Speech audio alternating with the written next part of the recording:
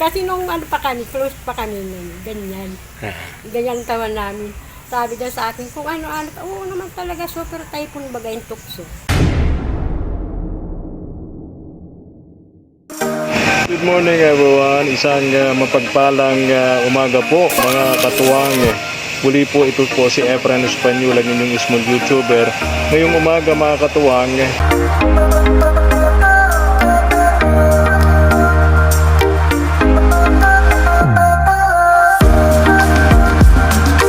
palang araw po sa ating lahat mga katuwang.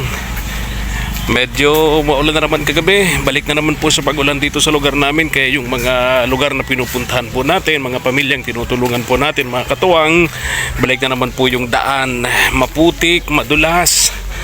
Ngayong hapon pupuntahan po natin. Samahan nyo po ako. Mag-isa lang tayo ngayon mga katuwang kasi masakit po ang katawan. Tinamaan ng trangkaso si Mama El. Buhat nung kami po ay manggaling dun sa bundok. Puntahan po natin mga katuwang si Ate Elsa. And tingnan natin kung ilang yero po ang kakailanganin para po doon sa bahay niya, kasi naawa naman po yung ating mga netizens sa kanya, kasi alam naman nila na si Ate Elsa po kahit nahirapan sa buhay, hindi po ito dumaing unang hingi po sa amin mga katuwang. Kaya tutuwa sila rito kay Ate Elsa. Tara, punta na tayo mga katuwang.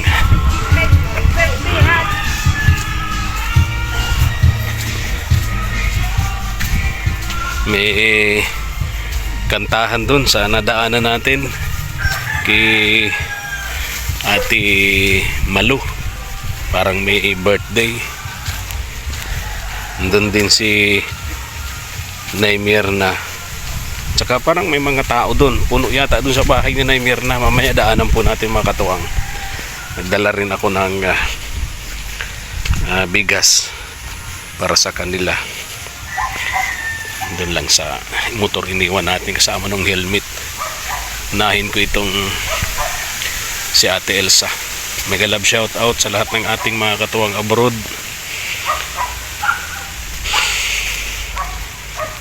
Estimate natin kung magkano ang magagastos para sa bubong ng bahay ni Ate Elsa. Bibili po tayo ng yero.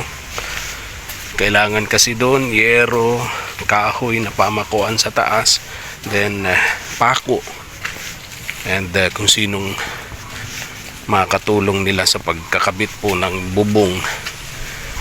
Kasi may anak naman si Ate Elsa na marunong naman magpanday-panday, kaya lang syempre di naman kakayaning mag-isa, so kailangan ng isang katuwang. Yun lang siguro ang babayaran natin dun mga katuwang.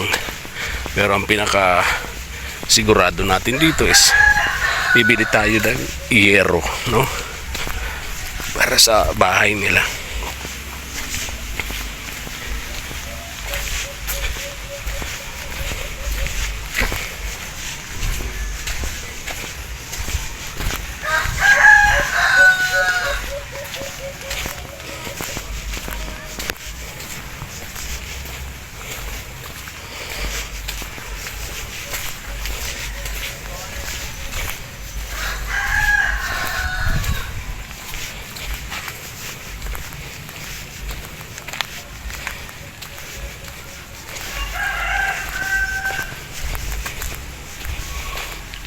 Mega love shoutout nga pala kay Ma'am Nancy sa po sa mga katuwang natin abroad na baguhan po sa ating channel, pero napakadami na po niyang natulungan mga katuwang. Sobra-sobra na rin po ang kanyang mga naibigay na tulong sa atin. Kaya lagi kong pinapaalala, lagi kong pinapakiusap sa mga pamilyang tinutulungan po natin na itong mga ganitong tao, mga katuwang natin abroad, lagi po nilang isasama sa kanilang mga dasal, sa kanilang mga panalangin, nabigyan pa ng maraming blessings, maraming biyaya, para marami pa silang matulungan mga kapuspalad. Siyempre laging healthy, malusog, Kasi katulad nga po ng lagi kong sinasabi, kahit anong yaman natin, kahit anong dami ng pera natin, kung di tayo malusog, lagi tayo may sakit, maubos lang lahat yan sa doktor, sa ospital, sa gamot, mga katuwang. Tulad ng nangyari sa anak ko, no? Sa asawa po ni Kagapay Mark, na talaga pong may kaunti silang naipon-ipon, naubos lahat po yun. 7 beses na balik-balik sa ospital. Grabe, sobra. Buti na lamang po may mga katuwang naman tayo tulad po ni Ma'am Nancy na malaki na itulong po nito sa hospitalization, sorry, nautal tayo, ni Lenlen, asawa po ni Kagapay at JM. Siyempre yung iba pa, pasalamatan din natin po ng sobra-sobra. Eto na. Hello, gandang tanghali sa iyo, Ate Elsa. Anong ginagawa mo? Ayan o, yung bubong talagang kalawang na. Kinain na po talaga ng kalawang. Ang kulay niyan puti. Nang bilhin po natin ng yero na yan, mga katuwang, kulay puti yan. Galvanize ang kulay. Pero ngayon kulay kulay lupa na. Ibig sabihin kalawang na, nababalot na ng kalawang. Anong ginagawa mo ngayon, Ate Elsa? Pala pa ako naglalaba ako, sabi ko ay iyaan ko na muna yung natapos ko ng labahan, pantay ko muna. Nakamagkano ka na? Wala pa. Wala pa? Wala pa, mamaya pa. Mamaya ka pa babayaran? San si kuya, yung asawa mo? Ay, nag-alis po. Bakit? Mahanap daw yun ng gamot. Ha? Yung ng paa niya. Mahanap herbal o Ay, herbal. medicines? Yung yung synthetic, herbal. Para Di ka nagsimba? hindi nga pa ako nakasimba. Sabi ko ay yung anak ko na ang Okay. simba. Mas maganda din yung kapag Sunday, kahit anong hirap ng buhay, kahit anong pinagdadaanan natin, isang oras lang man yung hinihingi sa atin, hindi naman isang araw, no? Hindi naman po. Kaya Pagkalinggo. Yung anak ko nagsimba. Kahit ito yung mga anak. Hindi ako Ito, may bigas ako dito, Ate Elsa. pasok mo na po. Ito. Oh. Yan, pasensya ka na dyan, ha? Pasensya ka na sa nakayanan. Okay lang po. Anak ko.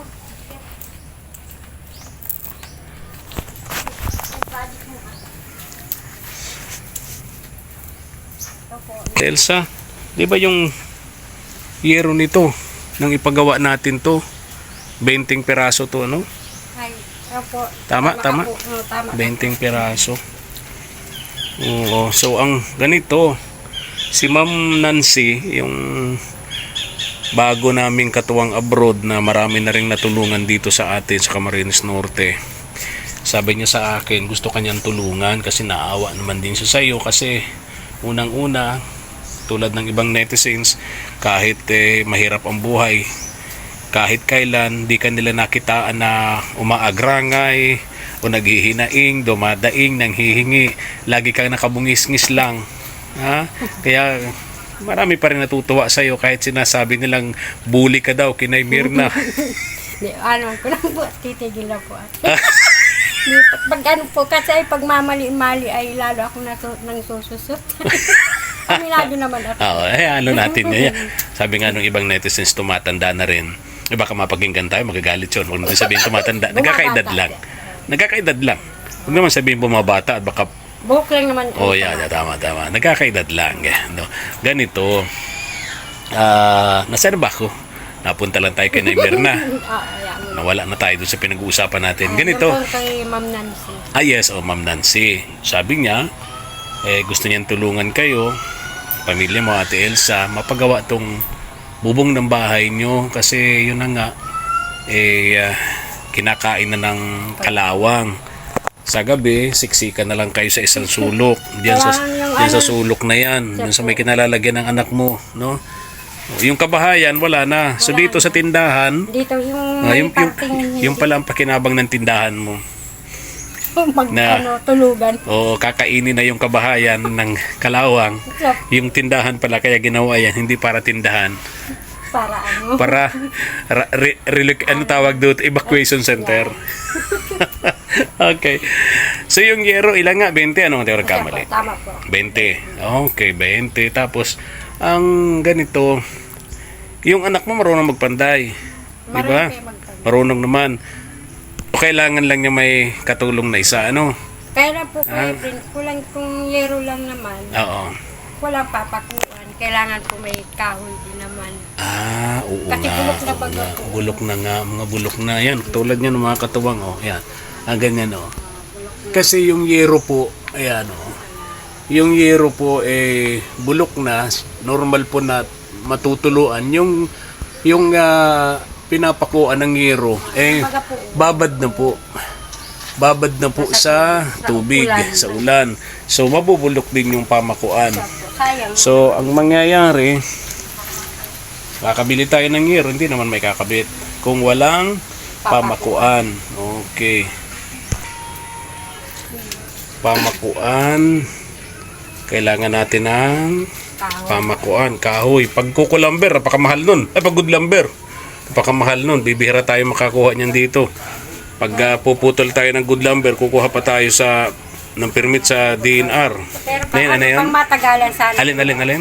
Meron naman mabibili dito, Kuya Prince. Ay, oo. Pero mahal yun. Kano na ang Triple ang presyo ng mga good lumber. Eto dito. Ano tong mga... Ito, may mga nyug naman kayo dito. Oh. Ay, Baka hindi. pwedeng mamutol na lang tayo ng nyug dyan. Hindi naman Ate namin Els, yan. ha? Hindi po namin sarili. Hindi sa inyo yan. Hindi pwede makahingi dyan. Ay, yan pa. Ang mahal po ng isang puno, 2,000. Puno pa lang yung isang ano yun. Oh, Ay, isang hindi pa puno, kasama. 2,000. Mahal na. Tapos, papatistis pa yun. Mm-mm.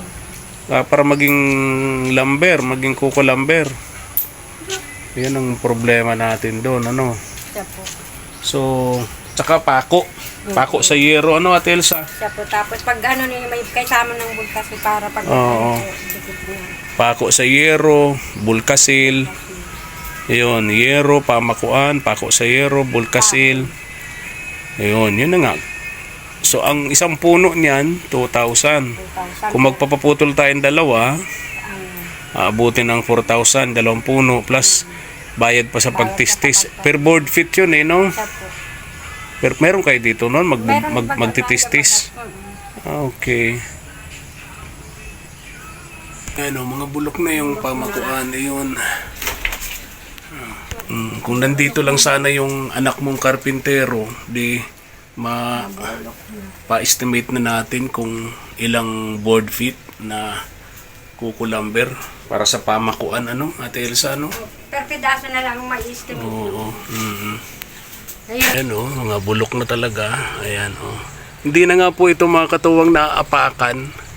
Gustuhin man nila na lagyan ng bulkasil, hindi na po pwede. Kasi pag lalagyan mo siyempre ng bulkasil, tutungtong ka dun sa yero, sa taas, akit ka.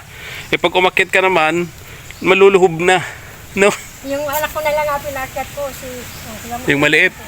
Yung bunso. lalo kung ano, naglaki yung buta. Oh, kasi ano na yun, balot na lang ng kalawang, no? Yan po.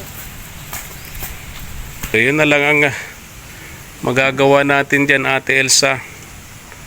Bibili tayo ng yero, 20 peraso. Pero tulad nga ng sinabi mo, hindi naman May kailangan natin makabili din. Ano kayo, pagbilhan kayo tayo ng puno ng nyug dyan? Pagbilhan tayo? ay, kung ano, makikiusap. Pwede naman. Napayag naman. Ano, try na lang. O kung hindi, bibili na lang tayo sa tindahan. Di ba? Sa kukulamber dealer na lang doon, ano. Okay. O, ayan lang, ha. Pasensya ka na doon sa dala ko. Sige po, okay po. Oo. Kaya na kayo? Hindi pa po. Bakit? Kararating ko lang na ay. Alauna Bata na. pa nga ako. Alaunan ng hapon. Kararating ko lang ay. Nahirintay pa kasi yan sa akin. Hindi ko naman dala ang ano. Kaldero. Oo. Pero nakapagsaing na. Ay, masaing pa lang yan. Nako. Di pa marunong magsaing to. Ano po, nadatingan pa lang po at nagsimba. Di ka pa marunong saing? Marunong naman kala ko. Ito yung bunso mo. Ilan taon na to? Ay, maano na po yan, na 12 na yan. Ha? Mag-graduate na yun ng grade 6. Nag-graduate na ng grade 6. Di pa marunong magsaing. Ay, marunong na po yan. Naluto na yun ng tuyo. Ano? Marunong ka na maglaga ng tubig? Opo. Malunong. Mag-itlog, itlog. Opo. Marunong naman pala. Marunong naman Pala. pala. Isa nga ng talbos kamuti kahit walang Eh, yung anak mong dalaga marunong Ay, marunong magluto na ng po. tubig. Ay, Baka matutong. para matuto. Di naman. Okay. Marunong naman, Marunong naman. Okay. So, yun ang gagawin natin, Ate Elsa. Okay, paano? Sige Alis po. na ako, ha? O, wag nang wag nang tawag dito. Magsahod. Na. Magsahod na. Bakit? Di po ay yung pag may malakas ang ulan, lahat ng mayroon nakasahod. Oo nga. Oo nga, ulan na naman, dilim na naman. Marami Pambihira. akong labahan at maraming nababasa sa doon. Sige na, ha? Sige Ingat po. kayo. Padaan ako kina Naimirna, Ate Malu. Parang may birthdayhan doon. May videoke. Ay, wow, may Oo, video. may videoke. Kita ko si Naimirna may hawak na microphone. Oo, nagkakanta. Oo, sabi ko, balik na lang ako. Diretso ako dito kay Ayaw ko. Ate Elsa. Panood naman ako. Ha? Baka sabihin naman yung pinipintasan ko na naman yung kanta niya. Ang paboritong kanta ni Naimirna? Yung hindi ako laruan. Oo, talaga, ha? Alam mo bang kanta nun? Bagay nung kay Amalda Papi niyan. Tapos yung ang paborito niyang yung tukso. Tapos minsan ay Ibayuhin niyo yun. Nagkakanta yun ay, yan kako ang Super Typhoon. Bakit ko daw nasabing Super Typhoon? Sabi ko, kasi maraming pinaluha. Maraming matang pinaluha. Maraming winasak na tahanan. Ay, Super Typhoon ang tukso. Super typhoon pala yun. O tapos marami pang pinaiyak, sinasaktan na puso. Matama! Magagalit yun. Huwag naman sana mapanood. Abira. Kasi nung close pa kami nun, ganyan. Ganyan tawa namin. Sabi daw sa akin, kung oo naman talaga, Super Typhoon bagay yung tukso. Si paboritong kanta ni Naimirna, takso. Tsaka yung isa, Yung isa, yung hindi daw siya laruan. hindi laruan. Sabay tawa mo naman. Oo, Pambi- galit sa akin. Galit sa akin. Sabi ko, pag hindi mo kayang bilhin yan, pagka simangot ka, para kang utangan lagi. Tama. Sa inyo, tinatawag naming Tres Marias. May isa, Bungisngis. May isang mali. Bungisngis Queen, ikaw yun. Sabi nila si Ate Malu daw daing queen. Dahil Si Naimirna naman daw, tampuhin queen. Kompleto na. Ambira kayo. Anyway, syempre mas gusto ko magkasundo kayo. napipikon-pikonin lang kasi po yun. Minsan ay nagdahilan dito nagkakanta. Ay sabi ko, nauna ka na. Nauhuli yung Ay baga, diktahan mo ako. Ay sabi ko, sige didiktat. Ay di ka naman nasunod. Oo. May sariling mundo. May sariling may sarili sang lyric ay. Alam mo, hindi pala na natin dapat tinutulungan si Naimirna. Alam mo kung bakit? Kasi may sariling mundo. Siya pinakamayaman. Siya ang pinakamayaman. Joke lang. Kung mapanood tayo, sabihin natin, nagmamartes tayo. Ay, Lagot na naman. lagot tayo. Pareho tayo. Damay pa ako. Sabi niya yung dalawa niyang susot. Sige na, Ate Elsa. Bye-bye na, ha? Ingat you ka, ha? Ingat. Okay, so, babalik ako rito. Mabili ko yung yero. Then, mag-usap pa kami ni Ma'am Nancy kung paano pa yung yung halimbawa kukulamber na ipapatistis natin para maging good lumber o kukulamber para magamit nating mga pamakuan. Pero ako kasi duda akong pamakuan yung mga kukulamber kasi yan lalo kung basa pa, pag pinakuan mo, Yung acidic baga po. ma-acidic ang niyog. Pag pinako mo, nagtutubig siya. Pero mayroon dito nag-aalok na, sabi nga. Yung talagang ano yun, Ano po, parang may good lumber na siya. bahi na. Ha? Good lumber Good lumber, siya. pero mahal yun. Ay, pero try natin, kausapin ko, ha? Per pedaso. Kausapin ko, ha? Pero Mabuti siyempre, po yun, triple at ang ano presyo nun.